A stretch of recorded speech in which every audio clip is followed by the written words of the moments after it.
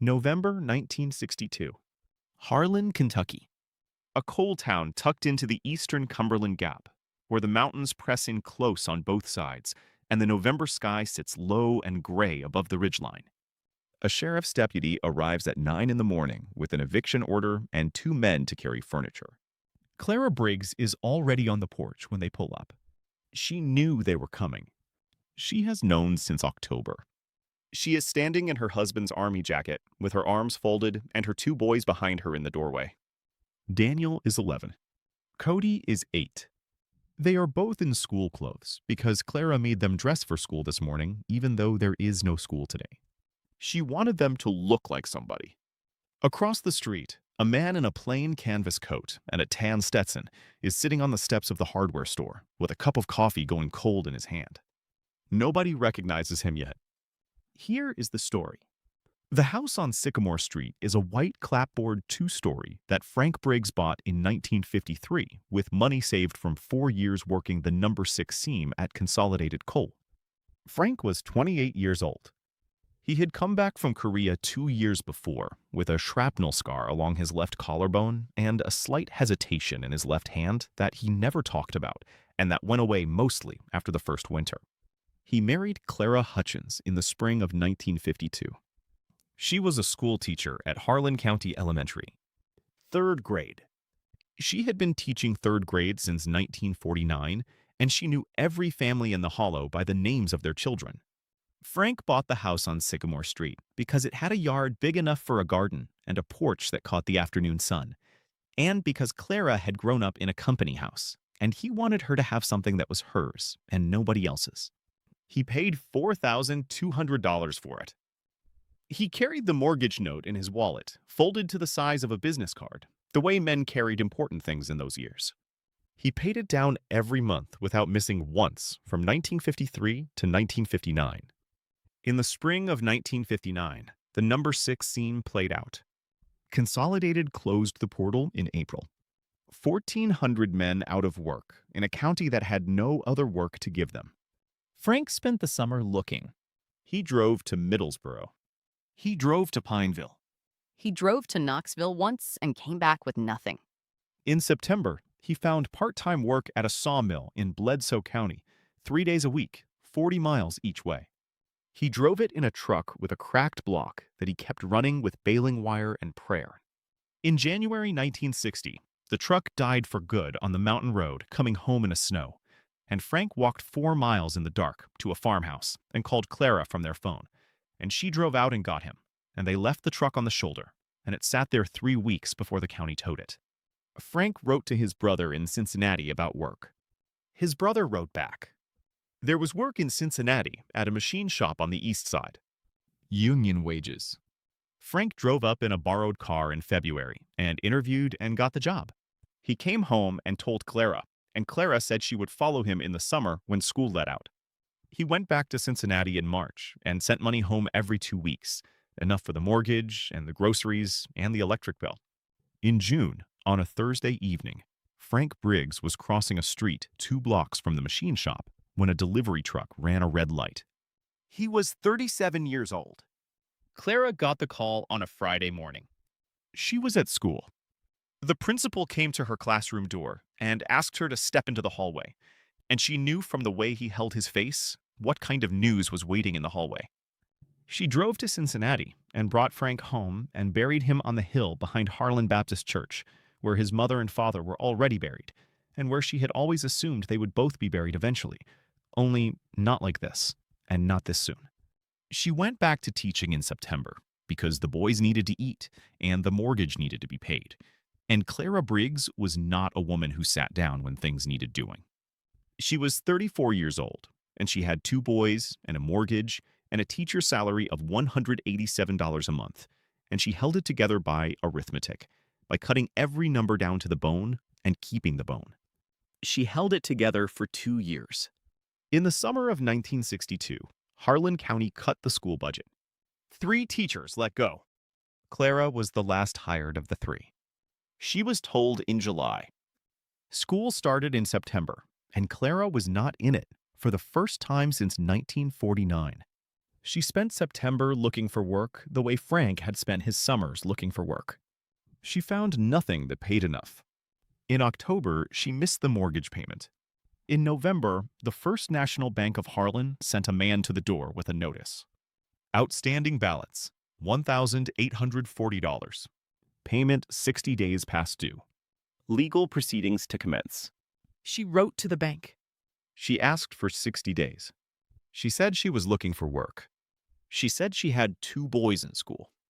She said her husband had served in Korea and worked the coal seam for 6 years and paid this note on time for 7 years before the seam closed and he died trying to keep the payments coming. The bank wrote back in 2 weeks. The answer was 1 paragraph. The answer was no. The eviction order came on a Monday. A deputy sheriff would arrive November 14th at 9 in the morning. All personal property to be removed by noon. After noon, the locks would be changed. Clara told the boys on Sunday night. She told them plain because she did not know another way to tell it and because she believed children deserved the plain truth, delivered with steadiness. Daniel sat at the kitchen table and looked at his hands. Cody asked if they could take the dog. Clara said yes. Cody asked where they were going. Clara said her sister's house in Benham for now. Cody nodded and did not ask anything else. He was 8 years old, and he had already learned the shape of a conversation that had run out of good answers. Monday morning comes cold and clear.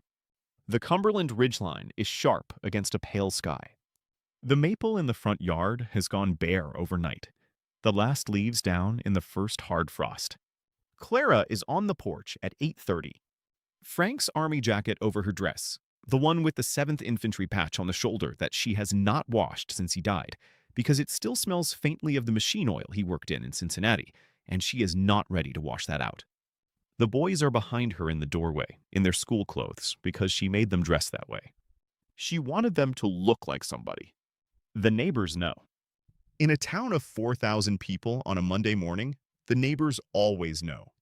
Mrs. Tackett from next door is standing at her kitchen window with her hand on the curtain. Ed Calhoun from across the street is on his porch with his arms folded. The hardware store owner, Gene Pratt, has unlocked his front door early and is standing inside the glass with his coffee cup and watching. At 9 sharp, a county car pulls up. Deputy Bill Haney gets out. He has been a deputy in Harlan County for 11 years.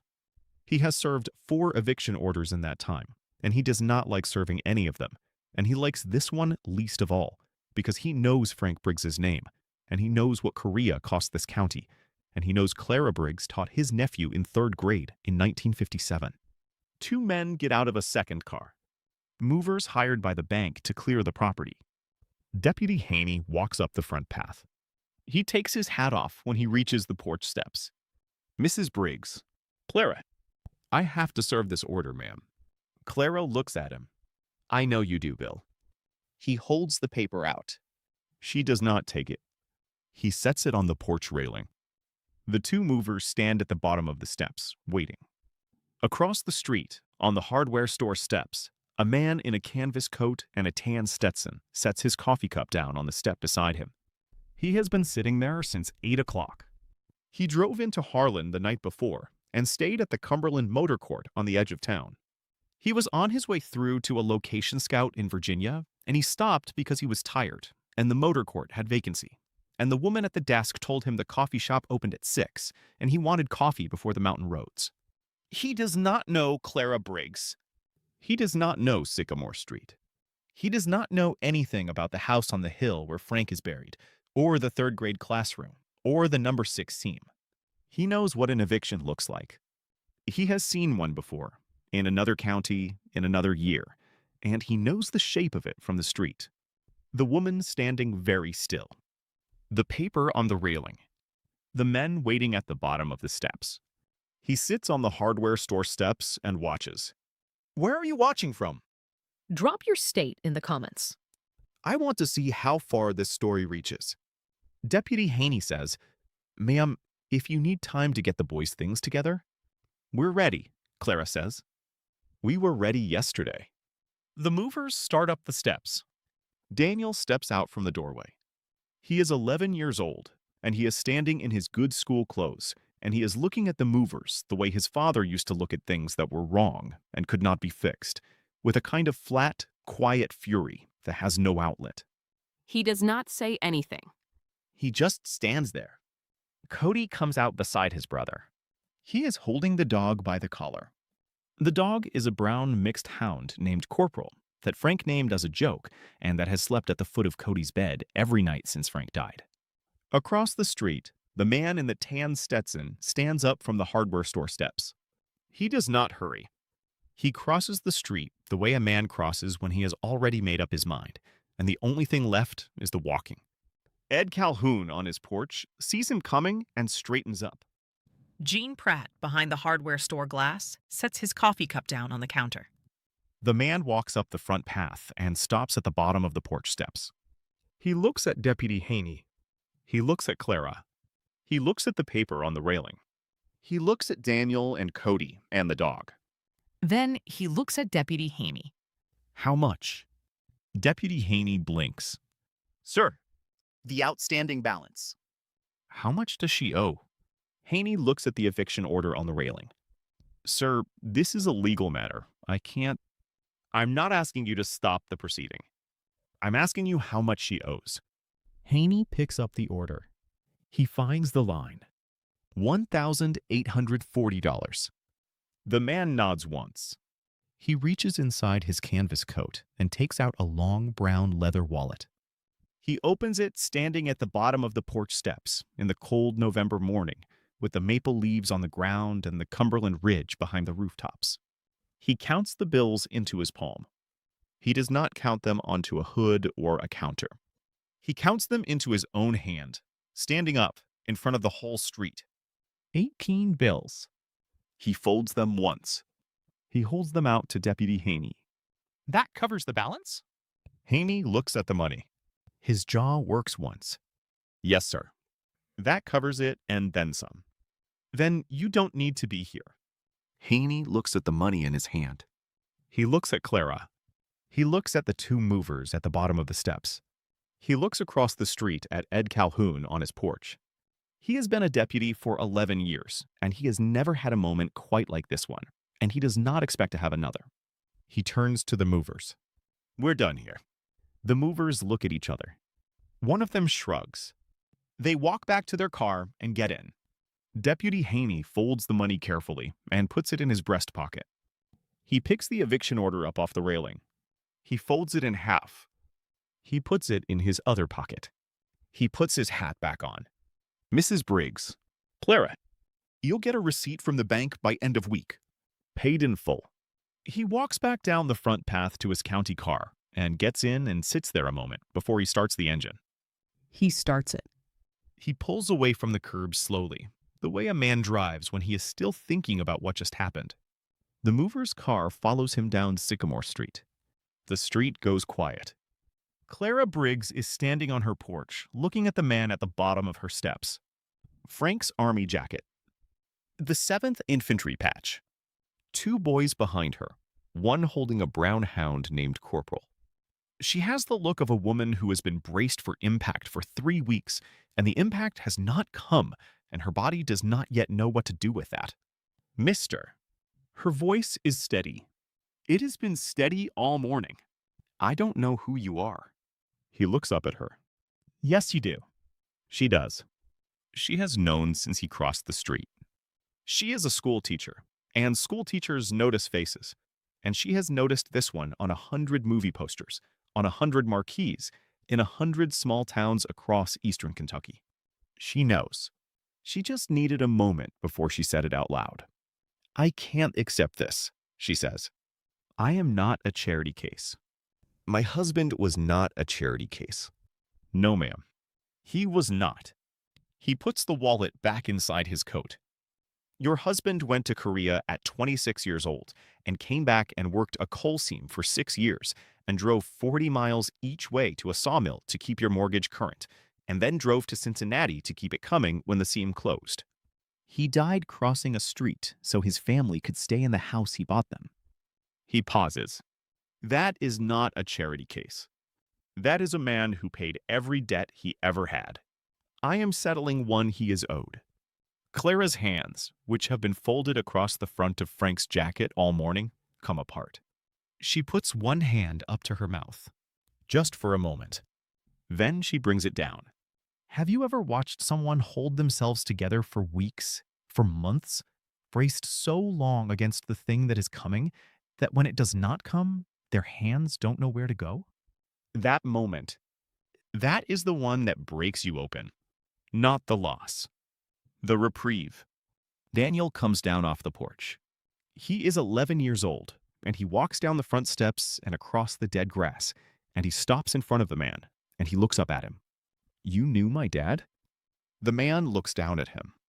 No, son, but I know what he did. Daniel nods once.